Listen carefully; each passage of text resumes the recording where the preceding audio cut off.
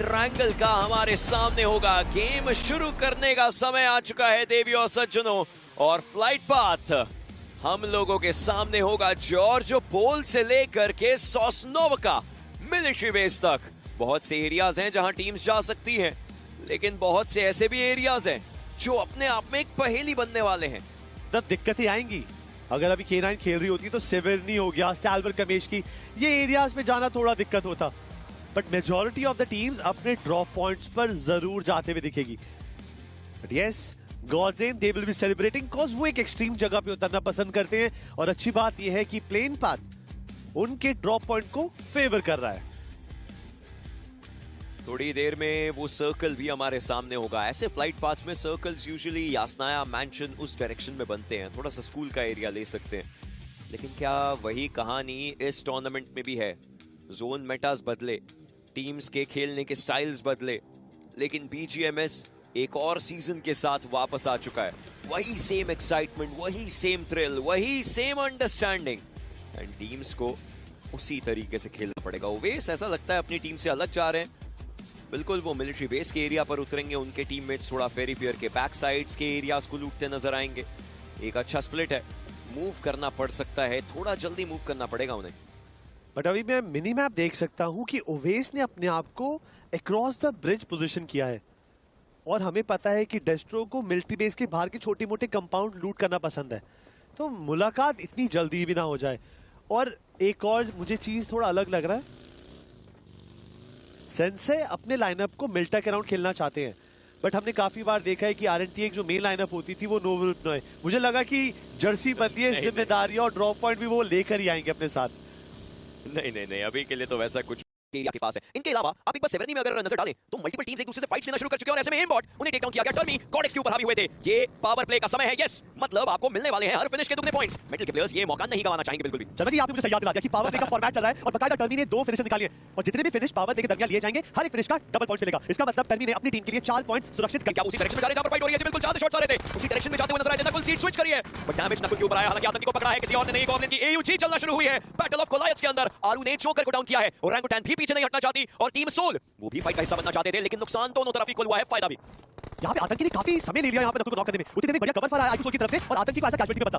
ये दूसरा जोन है, इसका मतलब पावर यहाँ पे खत्म हो चुका है। एकेओपी करारा जवाब देंगे। आईसीएल नकुल को नॉक कराया, बिस्वा काफी ज्यादा नजदीक है। हाथ पे डीपीएस कनेक्शन कभी भी बन सकता है, बट काफी ज्यादा ओपन में गए। लेजेंड थोड़ी देर से शॉट कनेक्शन बनाया तो था, बट वो कनेक्शन काफी नहीं था शर्मा।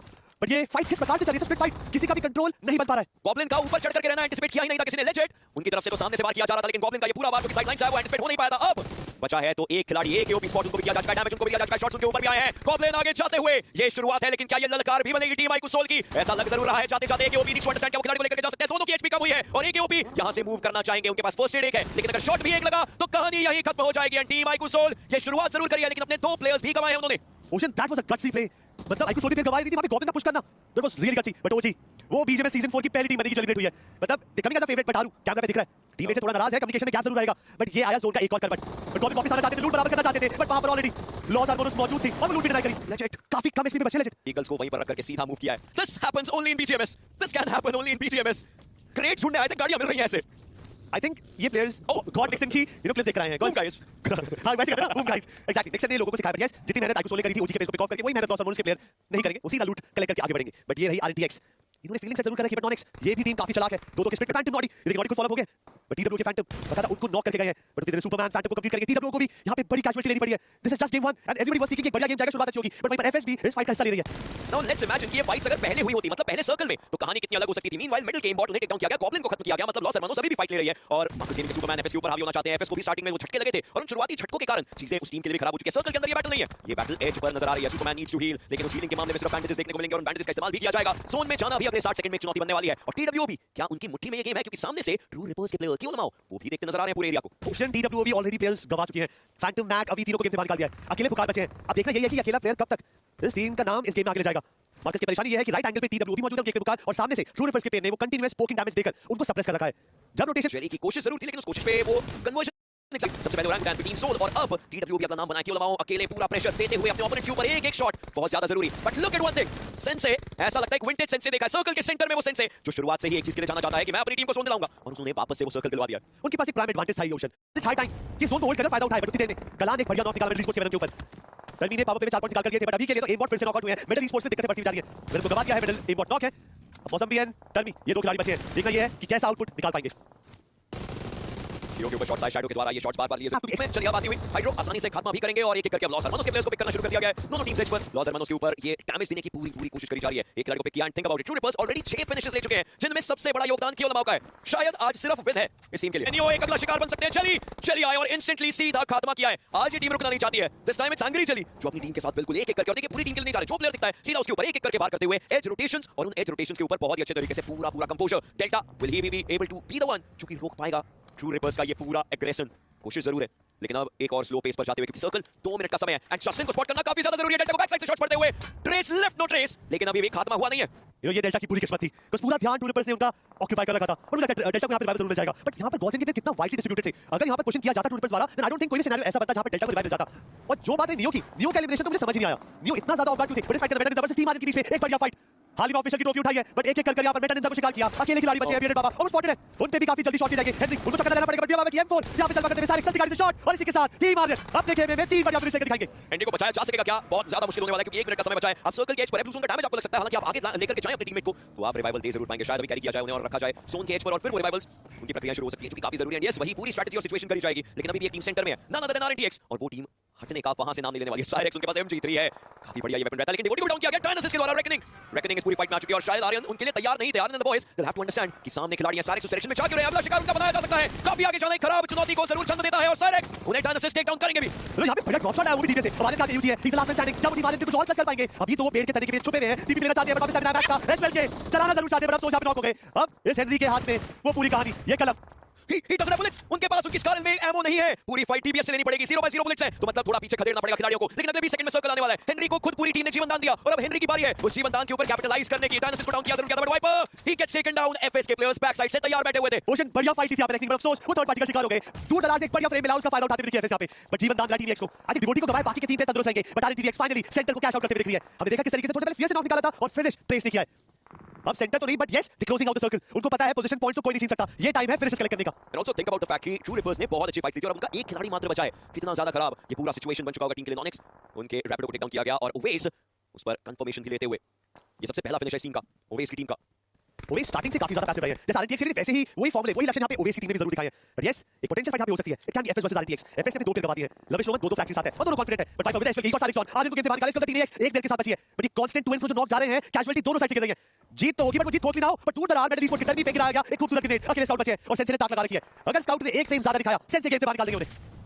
लेकिन इस समय ये पूरी फाइट विक्टोरिया समझ के प्लेयर्स लेने के लिए आ चुके हैं, बिल्कुल सामने की तरफ को चल के साइरेक्स को टेक डाउन किया गया। थंडर आगे की तरफ मूव करना चाहते जरूर हैं, एक पिक्सल एक एंगल देखने की उनकी कोशिश, और उसी चक्कर में हेनरी को भी टेक डाउन किया जाएगा, लेकिन सेंसे नजरें उनकी उस डायरेक्शन में जा जरूर रही है, बट वो शॉट लविश का सीधा सर पे, और सेंसे को किया गया है डाउन। फियर्स आगे भेज झक गए हैं, और स्काउट का भी खात्मा करके अब एक और फिनिश RNTX अपने खाते में रखते हुए। दे वर वाइल्ड फैंस वंस, बट अब एक रेवेनेंट, एक स्पार्क बनके ये इरांगल को रूल करना चाहते हैं। Fierce played ferocious, मतलब स्काउट के ऊपर पुश करना, स्काउट को एयर पे है, yes the grenade was perfect, fury he was not expecting it, but अब एफएस और क्या कर सकती है, दूर दरार मल्टीपल एंगल यूज कर RNTX उनको बिल्कुल चोक डाउन करना चाहेगी, और देखते देखते एफएस ने भी शायद यहां पर दम तोड़ा। फाइट बढ़िया थी, बट आखिरी में it was all about RNTX, एक अकेली लाइनअप जिसके पास चारों प्लेयर मौजूद है, बाकी ने आई थिंक कैजुअलिटी ले रखी है, और मे बी ओवेस की टीम शायद वो भी चारों के साथ जिंदा है। लेकिन कितनी देर तक जिंदा रहेगा और कौन जिंदा रहेगा, क्योंकि दोनों टीम्स एक दूसरे के आसपास आ चुकी हैं। क्या RNTX ये फाइट छोड़ करके जोन को प्राथमिकता देने के लिए आगे जाएंगे? शायद उनकी तरफ से कोशिश हो सकती है कि कुछ भी करके फाइट ली जाए। ग्रेनेड उनके हाथ में, ओवेस को स्पॉट किया जा रहा है, लेकिन शायद ग्रेनेड का इसके बारे में कोई खबर ट्रेस रहने वाली है, थोड़ा पीछे की तरफ को आए, फ्यूरी साइड लाइन से देखना चाहते हैं, फियर्स ट्रेस ये हर कोई कोशिश करेंगे कि फाइट अपने हिस्से में नहीं जा सके। थंडर अभी भी सामने, शायद अभी भी कोशिश करते हुए, सेंसे पूरा बैकलाइन से इस फाइट को लेना चाहते हैं, थंडर को उनकी भनक नहीं थी, अब जाकर के पता जरूर चला है, लेकिन वो कन्वर्जन सबसे पहले निकालेगा कौन? अच्छी बात यह है कि RNTX के पास जोन है, उनको पता है तीन बच्चे हैं, आराम से सेंटर ले सके, but trying the best to stop Owais the boys, वो रोटेशन करना चाहते हैं, but guess what, Thunder off guard पकड़े गए, ओवेस का लाइनअप इस वन एक कैजुअलिटी, एक डिसएडवांटेज के अंदर जा चुका है। उतनी देर में लिखता है sport, they having the time of their life, they are not interested in any fight. वो कह रहे टाइम आएगा, पहले 6 अंक पक्के कर लेते पोजीशन के, उसके बाद 10 पे नजर डालेंगे। फियर्स के सामने एयर ड्रॉप आया जरूर था, सेंसे के हिस्से में लेवल 3 हेलमेट और वेस्ट आई है, और अब विक्टोरिया समझ के प्लेयर्स जहां से जा रहे हैं, लिखिता के साथ उनकी भिड़ंत हो सकती है। वो बैटल अपने एरियाज बदलते नजर आ रहे हैं, कुछ भी करके Owais is taken down one, smoke उनको कवर भी मिल जाएगा। मैजिक को टेक डाउन किया जरूर किया, लेकिन ओवेस को पता है कि वो स्पॉटेड है, उनका लोकेशन कॉम्प्रोमाइज है। फियर्स इन्फर्नो के ऊपर जाते हुए लिखिता को दो तरफा वार का शिकार बनाया जा रहा है। इन्फर्नो ज्यादा कुछ कर नहीं पाएंगे, उनकी टीममेट्स स्मोक आगे जाएंगे तो इंफॉर्मेशन मिल जाएगी, बिल्कुल डायरेक्शन पता चल चुकी है, इंफॉर्मेशन पता चल चुकी है। ऐसे में RNTX इस गेम को हाई ग्राउंड से अपना बना जरूर सकती है। और लिखिता इसमें बड़ा नाम है, हाल ही में इन्होंने भी बढ़िया परफॉर्म किया है। मुझे समझ ये नहीं आ रहा, जब लॉबी में 3 टीम बची है, आपको पता है 2 टीम लड़ रही है, तो आप गन्स आउट रहेंगे ना, ओवेस का वापस स्टैम्प करना, नॉक निकाल कर फिनिश करना, मतलब from the angle of Owais it was super nice, but लिखिता स्पोर्ट्स बस स्पेक्टेटर की तरह देखते रहेगा, ओवेस फायदा उठा के देखते देखते मैन एडवांटेज गवाई, अब 2 प्लेयर के साथ लॉबी में बचे हैं। RNTX they just have to hold down composer, ये चिकन डिनर उनकी झोली में आएगा। हाई ग्राउंड, अच्छे एरिया, सब कुछ है उनके पास, उसका इस्तेमाल सही तरीके से किया जा सकता है। 9 जोन बनने वाला है थोड़ी देर में, मतलब फिर तो सर्कल श्रिंक होगा। ये हाई ग्राउंड छोड़ना पड़ सकता है RNTX को, कुछ भी करके। They'll have to see and understand कि क्या किया जा सकता है इस मौके पर। फियर्स थोड़े से शॉट्स दिए थे उन्होंने, लेकिन सामने एक प्रॉपर स्मोक वॉल बनाई जा रही है। ट्रेस शॉट्स को ट्रेस करने की उनकी कोशिश स्मोकर के ऊपर डैमेज आया है, खिलाड़ी को डाउन किया जाएगा बिल्कुल inferno. He has been taken down, smoker आगे खिलाड़ी रहेंगे और उनका भी खात्मा किया जाएगा। ओवेस का एक्सपीरियंस अब सामने है सेंसे के कंपोजर के, लेकिन इस कंपोजर और कामनेस के अंदर एक केओस पनपता हुआ, और ये केओस है तो सिर्फ और सिर्फ आरएनटीएक्स की जीत का। क्या यहां से कहानी अलग करी जा सकती है? जी नहीं, आरएनटीएक्स हर डायरेक्शन से वार करने को तैयार है। ओवेस सबसे पहले स्पॉट किया गया, शायद अगले खिलाड़ियों के उनके ऊपर वार, और उन्होंने एक खिलाड़ी को टेक डाउन किया। पॉइंट जरूरी, तो फ्यूरी का वो फिनिश है अपने नाम कर लिया। शायद he'll have to do the impossible. Will we see a miracle on the first ever game? या फिर कहानी अभी भी आरएनटीएक्स की है? 4v2 सिचुएशन था, ओवेस के पास ऑलरेडी काफी कम चांसेस थे। एक ही सिचुएशन बनती जहां पर ओवेस अगर एक आधा नॉक निकालते तो जब बराबर रहती, पर शायद आइडिया भी था। मल्टीपल एंगल्स ऑलरेडी ले रखे थे एंड आरएनटीएक्स ने secure the chicken dinner. Centre मिला और इन्होंने दिखाया कि भाई कैसे सेंटर को होल्ड करते हैं, बढ़िया फिनिशेस निकालते हैं और चिकन डिनर लोगों से छीनते हैं। क्या कमाल की शुरुआत है। ये स्पार्क एक लाइटनिंग बनके बीजीएमएस के सीजन 4 पे वार कर चुकी है। आरएनटीएक्स काफी प्रेशर रहता कि अब वाइल्ड फैंस के नाम से इस लाइनअप में आए हैं, बट सेंसे नोस कि उस प्रेशर को कैसे ढालना है, कैसे खेलना है, कैसे शुरुआत करनी है। हैप्पी फेसेस, और ये हैप्पी फेसेस इस बात का प्रमाण है कि ये टीम यहां एक स्टेटमेंट